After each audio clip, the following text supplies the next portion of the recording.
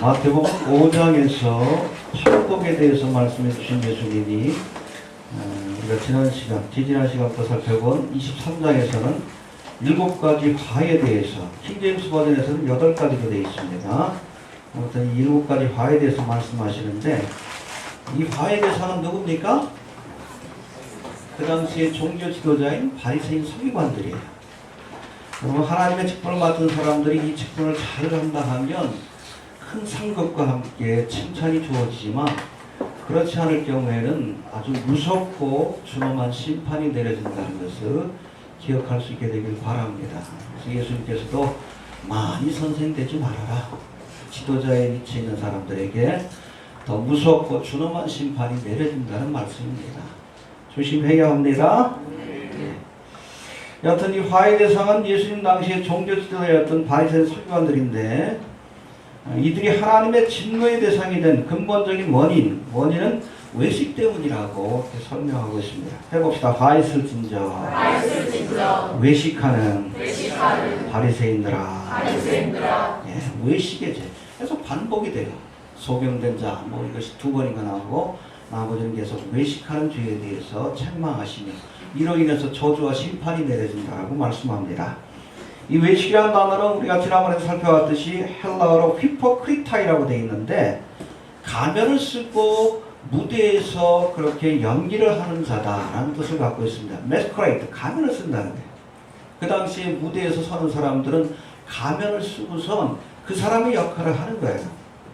이 바리새인 서기관들이 마치 무대에서 가면을 쓰고 연극을 하듯이 그렇게 신앙생활을 했다는 겁니다. 그러니까 대중들한테 보이는 모습하고 실제 자기의 모습이 달랐다는 거예요.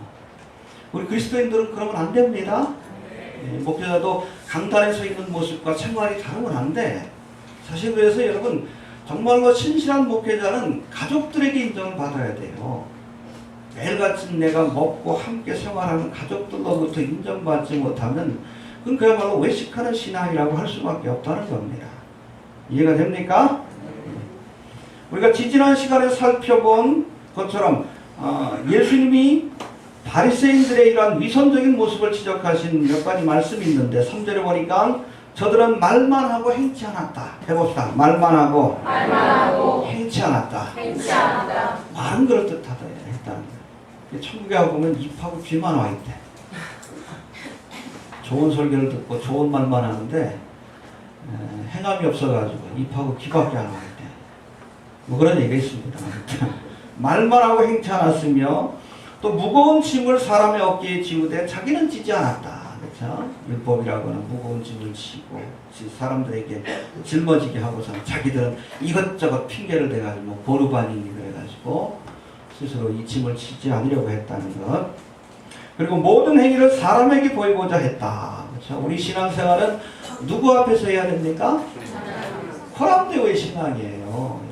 저한테 잘 보일 생각하지 마십시오. 저는 신경도 안 씁니다. 죄송하지만 신경도 안 씁니다. 저도 사람들 신경 안 씁니다. 남이 뭐라 그러든 인터넷에 가다 보면 욕하는 사람들이 많은데 저 신경 안 써요. 목사님 상처받으셨죠? 전혀 아닌데 신경 안 씁니다. 하나님이 나를 평가하는데, 여러분 사람의 평가, 사람 눈치 보다가 자꾸 바리새인의 영성을 갖게 되는 거예요. 하나님만 바라보십시오. 알겠습니까? 뭘 하든지 왜 목사님이 안 알아주지? 제가 몰라요. 솔직히 말해서. 하나님 앞에서 구제를 할 때도 오른손이 하는 것은, 네, 그렇죠. 은밀한 중에 보신 하나님이 은밀하게 행할 때가 봐주시는 겁니다. 아무튼 사람들에게 보이고자 한다 했고, 또 잔치의 상석과 회당의 상석을 좋아한다. 명예욕이 강해. 높아지려고 하지 마십시오. 항상 우리 그리스도인들은 낮은 곳에서 섬기려고 할 때, 할렐루야. 높아지려고 하는 영성은 루시퍼의 영성이에요. 높아지고자 하는 자는 낮출 것이고, 낮아지고자 할 때, 그렇죠? 예수님이 십자가를 지기까지 낮아지셨을 때 하나님이 저를 높여서 하늘 보좌 우편에 앉히신 겁니다. 할렐루야. 낮아지려고 해야 합니다. 여하튼 이런 위선적인 바리새인 서기관들에게 7가지 화가 내려지는 말씀이 나오는데, 첫 번째부터 네 번째까지 지난번에 살펴본 거 한번 봅시다. 첫 번째, 천국 문은 사람들 앞에서 닫고 자신들도 들어가지 않고 다른 사람들도 들어가지 못하게 한다. 여러분, 바리새인 서기관들에게는 천국 문을 열고 닫는 권세가 있어요. 이게 무슨 권세입니까? 하나님의 말씀을 맡았다는 거예요. 이 말씀이 바르게 선포될 때 많은 영혼들이 하나님의 나라에 들어가는, 하나님의 자녀가 되는 역사가 나타납니다. 할렐루야. 제대로 전하지 않으면 오히려 천국 문을 가로막는 역할을 하게 된다는 거예요. 말씀을 바르게 전해야 합니다. 알겠습니까? 또 교인 하나를 얻기 위해 바다와 육지를 두루 다니다가 생기면 배나 더 지옥 자식이 되게 한다. 열심히 전도한다는 거예요. 근데 제가 늘 말씀드리지만 열심히 믿기 전에 어떻게 믿어야 돼? 바르게 믿어야 돼. 여러분, 바른 믿음을 갖지 않은 사람들이 열심을 낼수록 더 많은 사람들이 지옥 자식이 되는 거예요. 어느 새벽에 보니까 신천지가 편지를 보냈더라고. 우리 성도님들은 편지 안 보내는데 가끔 보면 이메일 보내요. 너무 열심히 했어. 너무 열심히 했어. 네? 기대하고 보면 그 신천지야. 근데 그들이 열심을 낼수록 더 많은 사람들이 지옥 자식이 되는 거예요. 그래서 우리가 열심히 믿기 전에 바르게 믿어야 합니다. 예전에 다미성교에 빠진 사람들 얼마나 열심을 내는지. 제가 전도사 시절인데 피켓 들고서 열심히 전도해. 우리나라에서만 하는 게 아니라 저 모스크바 가서도 전도하고 있어요. 소련이 열리니까. 해외 토픽에도 나오겠죠. 저들이 열심을 낼수록 더 많은 사람들이 지옥 자식이 되는 거예요. 바르게 믿어야 합니다.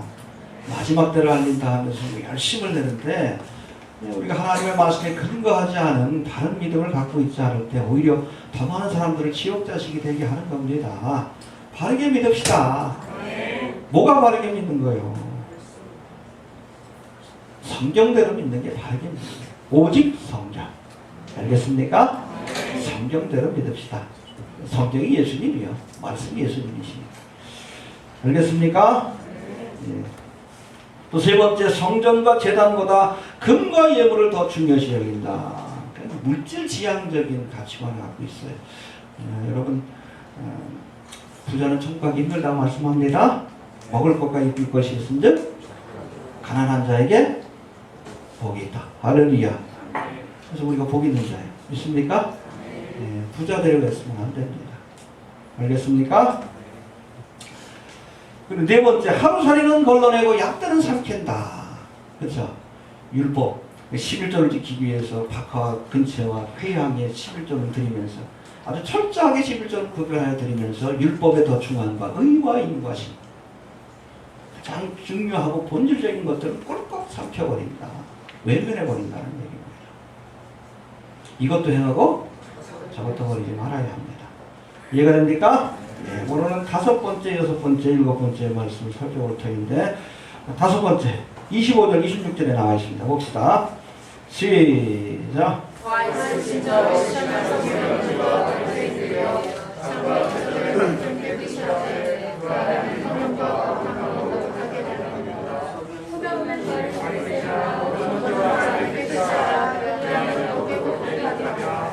예, 잔과 대접의 것들은 깨끗이 닦는데 정작 그 안을 탐욕과 이 방탕이라고 하는 온갖 더러운 것으로 가득 채워놓는다라는 뜻입니다.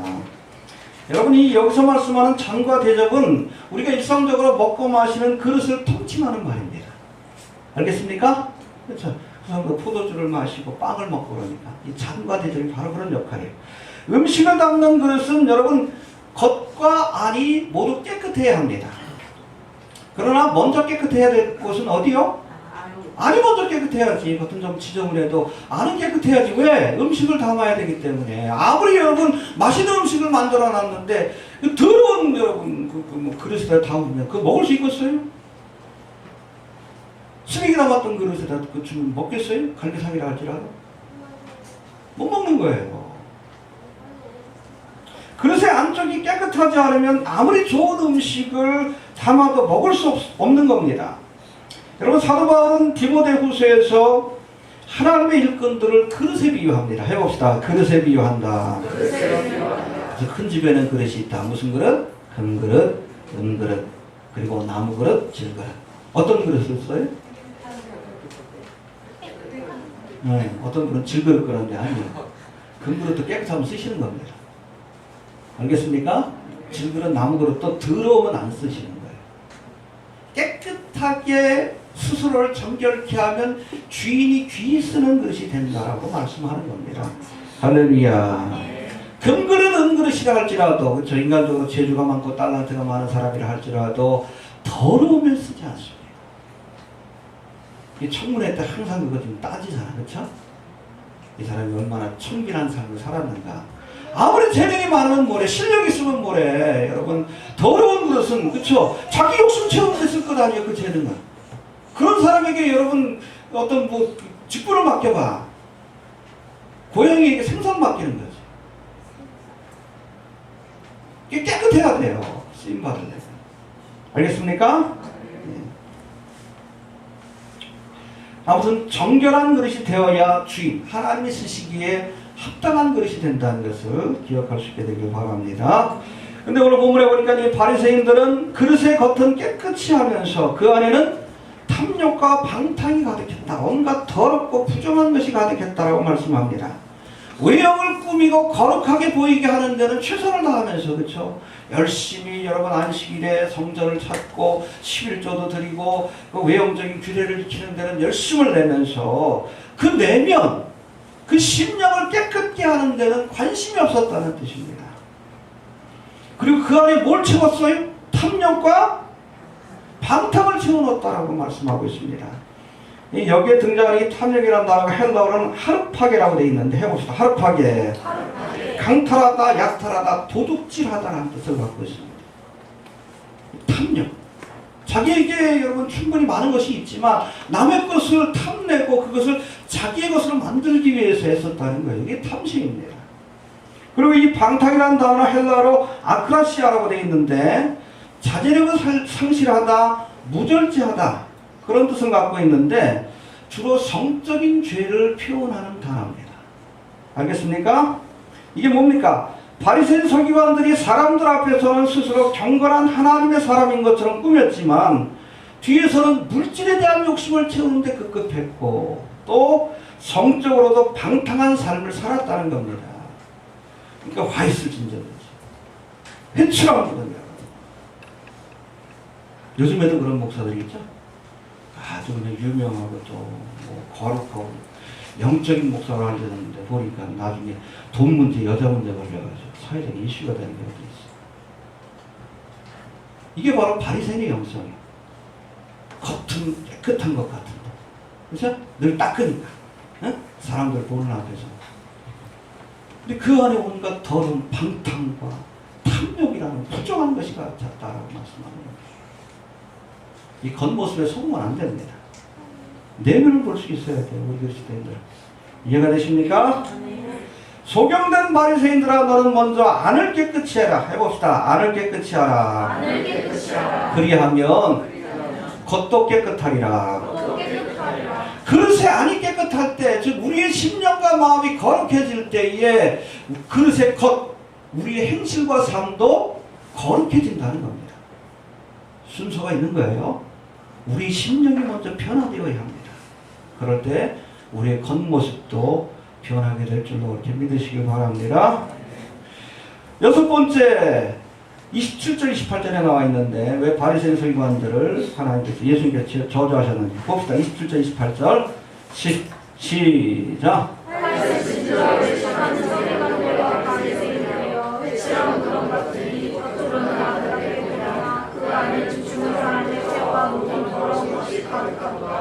이와 같이 너희도 겉으로는 사람에게 옳게 보이되 안으로는 의심과 불법이 가득하노라. 해봅시다. 회칠한 무덤 같도다. 회칠한 무덤 같도다. 여기서 우리 예수님께서 이스라엘 그 당시에 종교 지도자들이었던 바리새인 서기관들, 꽤나 대중들에게는 존경을 받는 사람들인데 무덤으로 묘사합니다. 이 모독적인 표현이에요. 모독적인 표현입니다. 왜냐하면 시체를 파묻은 무덤은 그 자체가 여러분 율법적으로는 썩은 시체와 동일하게 여겨집니다. 그래서 그 건들기만 해도 부정케 돼요. 며칠 동안? 7일 동안 부정케 됩니다. 그래서 정결의 예식을 치르고 나서야 혹시 내가 실수로라도 무덤을 만지죠? 시체를 만진 사람하고 똑같아. 지체를 만진 사람처럼 7일 동안 정결 예식을 치러야 비로소 이제 뭐 제사에 참여한다든지 안식에 참여하든지 절기에 참여할 수 있는 그런 자격이 주어지게 됩니다. 여하튼 아주 부정한 존재입니다. 근데 이 바리새인 서기관들을 스스로 무덤처럼 부정한 존재라고 예수님께서 책망하셨을 뿐 아니라, 잘 보세요. 이 바리새인과 서기관을 가까이 하는 사람들도 부정해진다는 얘기입니다. 이해가 됩니까? 네. 근데 여러분, 이렇게 부정한 무덤에다가 1년에 한 번씩, 여기 보니까 무슨 무덤? 그렇죠. 하얀 횟가루를 뿌리는 때가 있어요. 회칠을 할 때가 있어요. 항상 그렇게 회칠하는 건 아니고, 러시아에는 아주 무덤을 이쁘게 단장을 해놨는데, 뭐 이스라엘에서는 그렇게 하지는 않는다고 합니다. 그러나 1년에 한 번씩 무덤에다가, 특별히 길가에 있는 무덤에다 회칠을 할 때가 있어요. 그게 언젠가 하면 이제 봄이 돌아와 가지고선 본격적으로 6월절이 시작되기 전에, 그때가 되면 예루살렘에 많은 순례자들이 찾아오게 됩니다. 그렇죠? 하나님의 명령을 따라서 이 절기를 지키기 위해서 많은 디아스포라 유대인들이 찾아오게 되는데, 그 사람들을 위해서 특별히 길가에 있는 무덤에는 회칠을 해놓습니다. 왜요? 혹시라도 잘못해가지고 그거 만지게 되면 어떻게 돼? 7일 동안 부정해져. 6월절을 못 지키는 거예요. 그걸 방지하기 위해서 일부러 회를 칠해놓는다고 합니다. 뭐 가다가 혹시 용변이 급해가지고 갔는데 잘못해가지고 무덤을 이렇게 손을 대게 되면 6월절을 못 지키는 거예요. 먼 곳에서 왔는데. 그때는 여러분 이 회칠을 해놓는다고 합니다. 순례를 온 사람들이 도중에 실수로라도 무덤을 만지지 않게 하기 위해서 요 전으로 해가지고 회칠을 해놓는다고 합니다.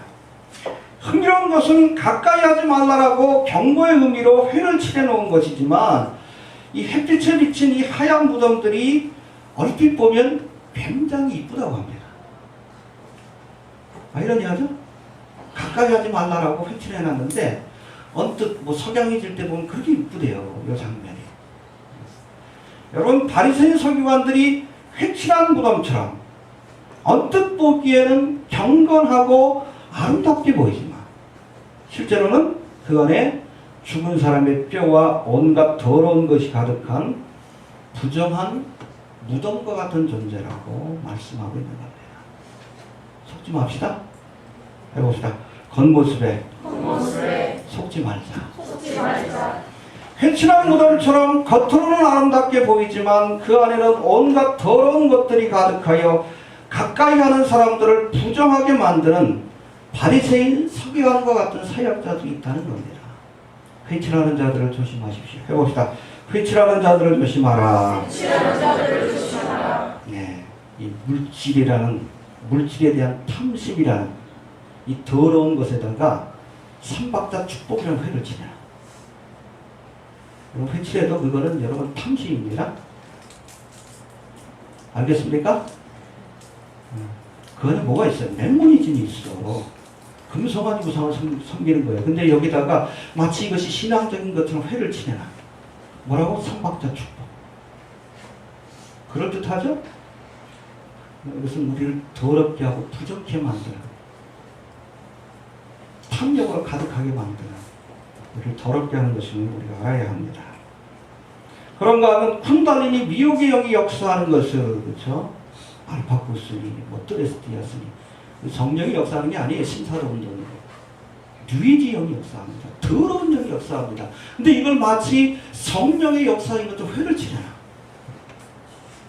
성도들이 모르고 그런 모임에 참여했다가 성령을 받는 것이 아니라 미혹의 영이 붙들려 더러운 영이 붙들립니다.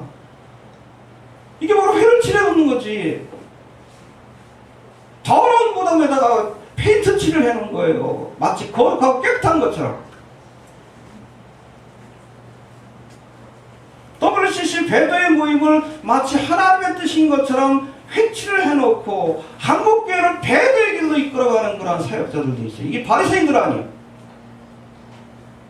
김사만이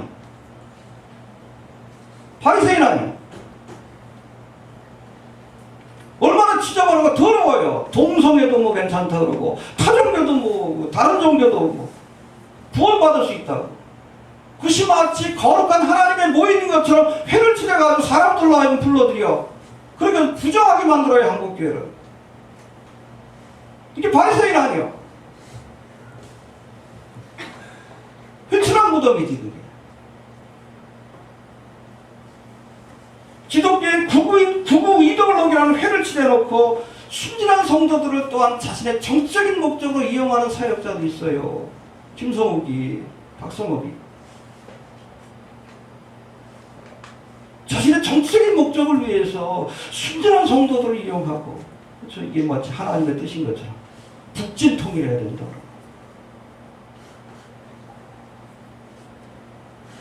그 사명을 감당하려면 헌신하고 청년들을 미혹하고 성도들에게 헌금을 강요하고 데이비드죠.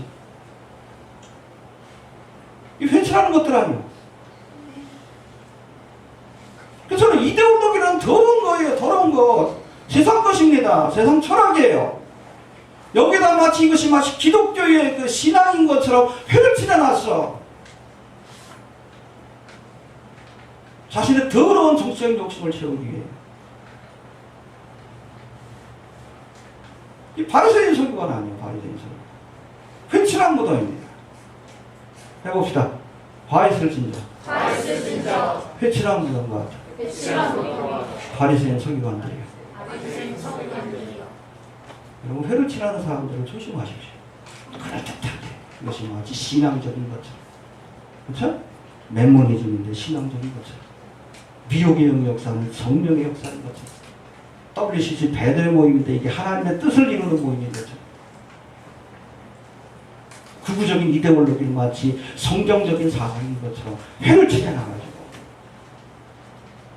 성도들이 모르고서 그냥 거기다 손을 대는 거예요. 깨끗한 줄 알고 귀한 줄 알고. 그럼 여러분, 그것이 부정케 만드는 겁니다. 나를 탐욕으로 부정케 만들고 이데올로기로 부정케 만들고 종교통합으로 부정케 만들고. 이 회칠하는 자들을 조심하십시오. 잘 구분해야 돼요. 겉모습에 속지 마십시오. 그 안에 뭐가 들어있는지 우리가 볼 수 있어야 돼요. 알겠습니까? 네, 7번째, 저들은 선지자를 핍박하면서 자신들의 죄를 깨닫지 못한다고 말씀합니다. 29절부터 한번 봅시다. 마지막 7번째, 시작.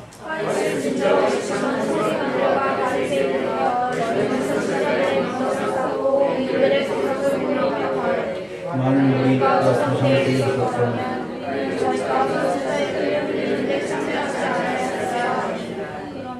네, 이 역사적으로 여러분, 바리새인 성경 같은 거짓 선자들이 항상 참된 하나님의 사람들을 핍박하는 일에 앞장섰습니다. 그건 말씀하는 거예요. 여러분, 하나님은 죄인들이 범죄할 때 곧바로 심판하지 않으시고 반드시 누구를 보내서? 하나님의 선자를 보내서 회개할 기회를 주십니다. 여러분, 이 구약성경에 보면 이사야부터 말라기까지가 선지서인데 이들이 집중적으로 활동하는 시기가 언제입니까? 이스라엘 멸망을 전후로 해서. 알겠습니까? 저들이 범죄할 때에 하나님이 이사야, 예레미야, 에스겔 이런 선지자를 보내는 거예요. 알겠습니까? 왜? 회개할 기회를 주시기 위해서. 그래서 여러분, 선지자를 보냈다는 것은 하나님께서 마지막으로 주신 기회입니다. 해봅시다. 마지막으로 기회를 주신 것이다.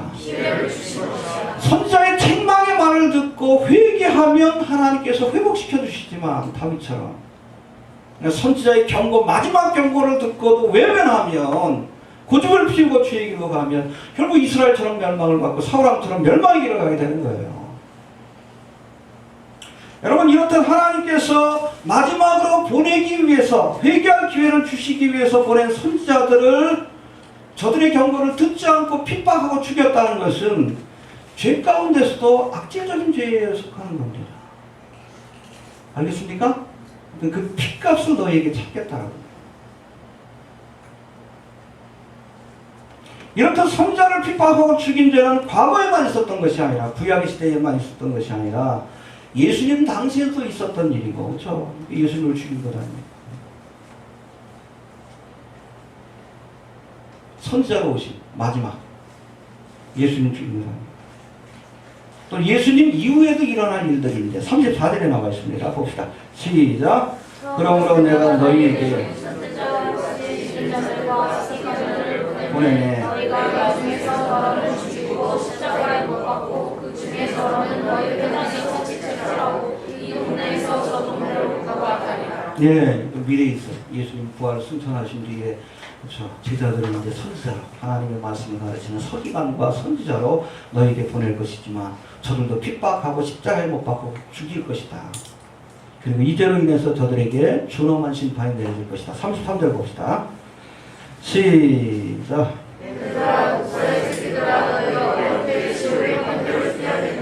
예, 결국 이제로 인해서 저들이 하나님의 무섭고 준엄한 심판을 받게 될 것이다 라고 말씀하고 있는 겁니다. 여러분, 선지자를 보내신 것은 마지막 기회입니다. 그런데 이 기회마저 저들이 부정하고 하나님의 선지자를 핍박하게 되면 이제로 인해서 결국 지옥의 판결을 받게 될 것이다 라고 말씀하고 있습니다. 알겠습니까? 바리새인 서기관처럼 거짓된 믿음의 사람들이 참된 믿음의 사람들을 핍박하고 죽인 일례로 오늘 35절에 보니까 가인의 동생이었던 아벨과 바갈의 아들 사가랴에 대해서 예수님께서 말씀합니다. 35절 한번 봅시다. 시작.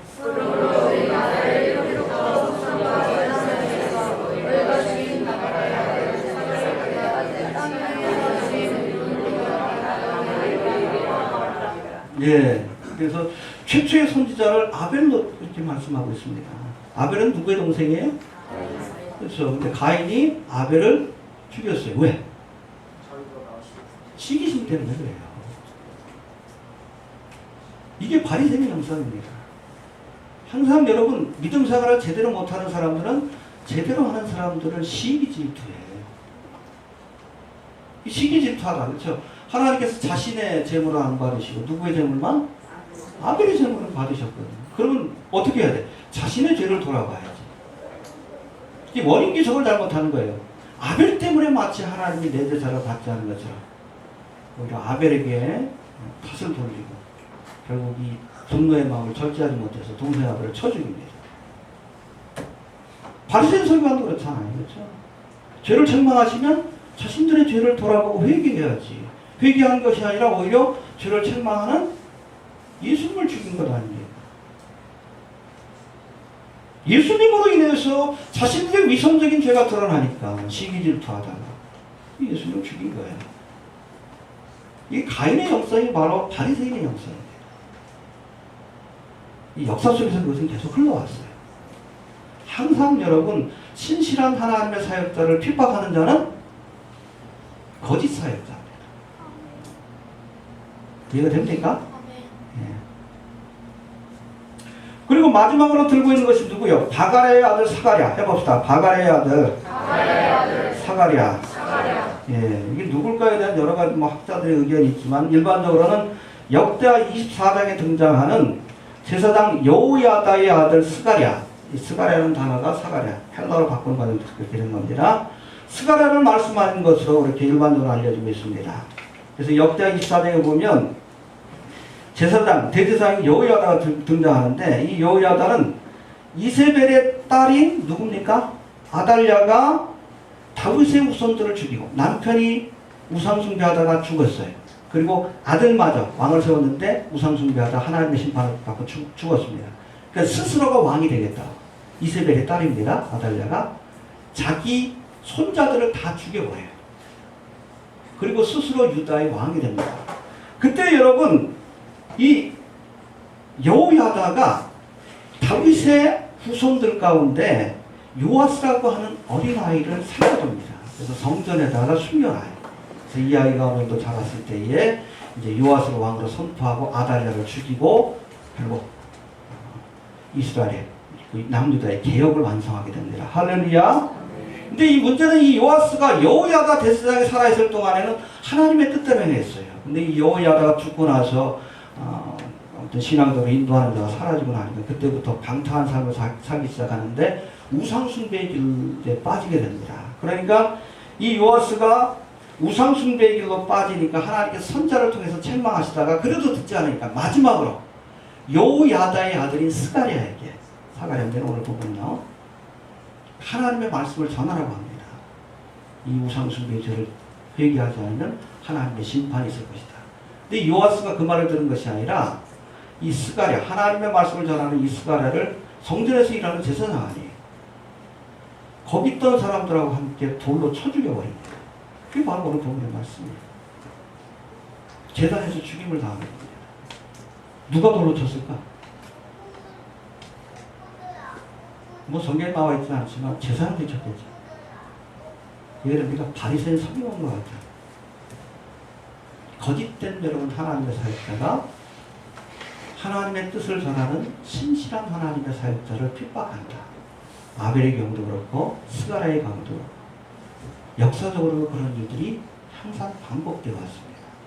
그렇죠? 로마 가톨릭이 하나님의 말씀대로 바로 살기고자 했던 프로테스탄트 개신교도를 핍박하고 저들을 잔멸하는 일에 앞장섰던 것을 우리가 알아야 합니다. 우리나라도 그렇잖아요.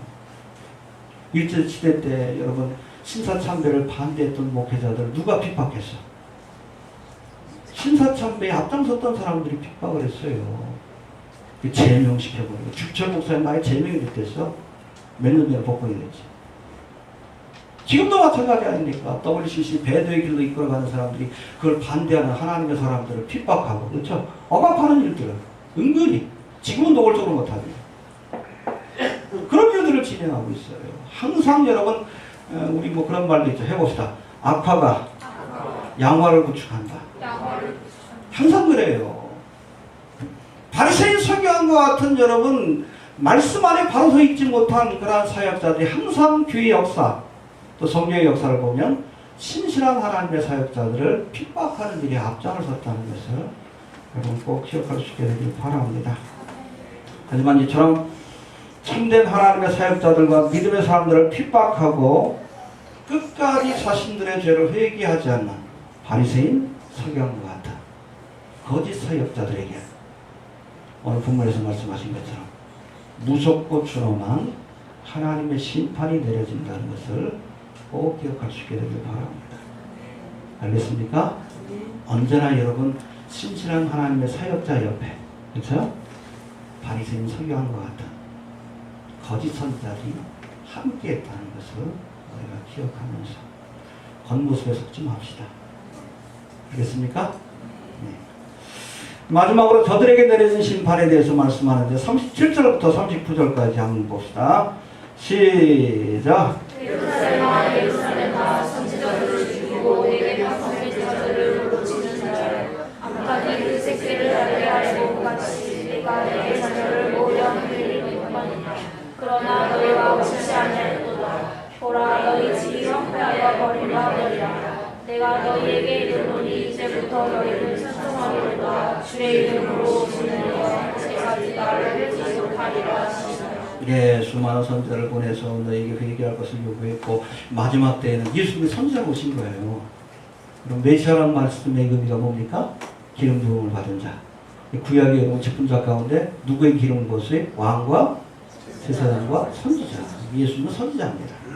모세가 그랬죠. 마지막 때에 나와 같은 선지자를 하나님 보내실 것이다. 이 모세와 같은 선지자예요. 할렐루야. 근데 마지막 때에 정말 하나님의 뜻을 전하는 수많은 선자를 핍박하고 죽였을 뿐 아니라 예수님까지 죽인 거예요. 이 일로 인해서 어떻게 돼요? 너희 집이 황폐하여 버림받으리라. 언제 이루어집니까? AD 70년 로마에 의해서 예루살렘이 황폐하게 되고 그리고 성전이 파괴되는 불행한 역사가 이렇게 주어지게 될 것이다라고. 그래서 여러분 37절부터 39절까지는 예언의 말씀이에요. 저들이 심판받은 게 뭡니까? 하나님의 신실한 선자를 거부했기 때문에. 저들이 주는 회개의 말씀을 듣지 않았기 때문에. 예수님의 재림이 가까운 이때에도 하나님께서는 하나님의 사람들을 통해 외치고 계십니다. 회개하라. 안 들으면 하나님의 심판을 받게 됩니다. 알겠습니까?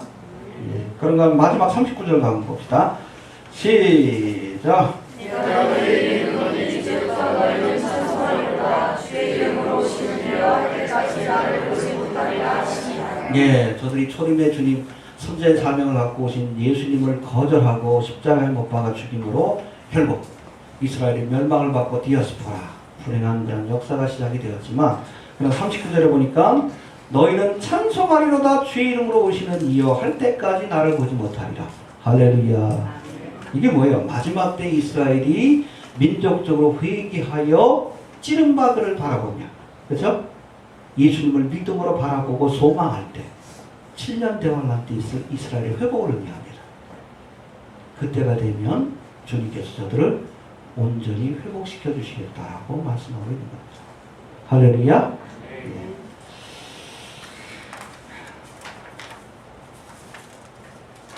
정리합니다.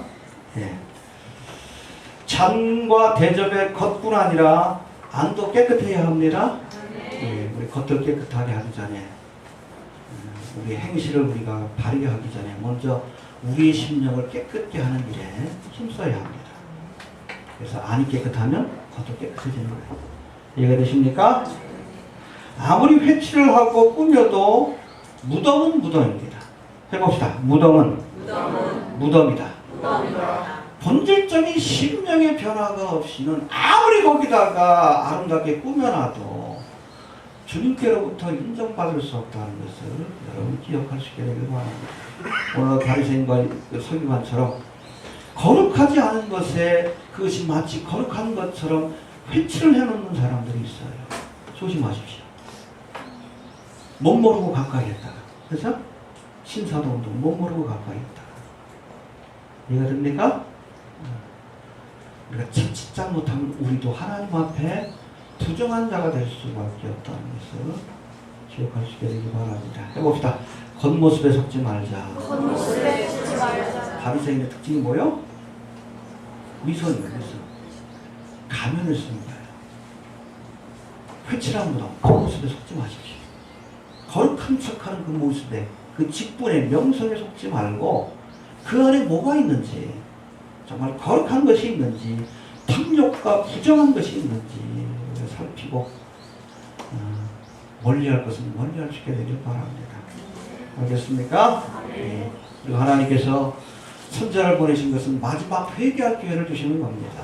그런데 하나님의 뜻을 전하는 이 선자의 말까지 듣지 않으면 결국 이로 인해서 조롱한 심판이 내려진다는 것을 기억할 수 있게 되길 바랍니다. 마지막 때입니다. 주님께서 수많은 하나님의 선자들을 통해서 일꾼들을 통해 회개하라. 예, 듣고 회개해야 합니다. 그렇지 않으면 하나님의 무섭고 주렁한 심판이 내려진다는 것을 우리가 꼭 기억할 수 있게 되길 바랍니다. 예. 이제 중요합니다. 23장을 벌써 3번이나 제가 설교를 했는데 이게 왜 중요한가 하면 지금도 바리새인의 영성을 갖고 신앙생활을 하는 사람들이 있고 또 바리새인 성향과 같이 가면을 쓰고 성도들을 미혹하는 거짓 사역자들이 많기 때문에 그렇습니다. 열심히 보십시오. 그래야 여러분 속지 않습니다. 23장에 이어진 24장이 뭐요? 감람산 강화예요. 마지막 때가 될수록 바리새인 서기관 같은 영성을 가지고 순박한 성도들을 미혹하여 멸망의 길로 이끌어가는 수많은 거짓 선지자들이 일어날 겁니다. 많이 보고 있잖아요. 그렇죠? 도피처 장사하는 사람. 네? 성도들을 정치적인 목적으로 이용하려고. 그렇죠? 많이 보고 있잖아요. 부정과 탐욕, 돈 욕심, 물질에 대한 욕심을 채우려고 그렇죠. 성도들을 미혹하는 자들 얼마나 많습니까? 속지 마십시오. 성경에 다 나와요? 해야 해? 소리 없어. 성경에 다 나와. 성경만 제대로 와도 여러분 안 속습니다. 똑같아. 여러분 반복됩니다. 해야 하는 새것이 없어. 지금도 바리새인 서기관들이 있어요. 신실한 사역자와 바리새인 서기관들을 구분할 수 있어야 합니다. 분별하시고 마지막까지 그냥 믿음을 지키시고 우리가 주님 앞에 하루 서서 오시는 주님을 기쁨으로 영접할 수 있는 지혜로운 성도가 될 수 있기를 바랍니다. 주신 말씀 들고 다 같이 한번 기도합니다.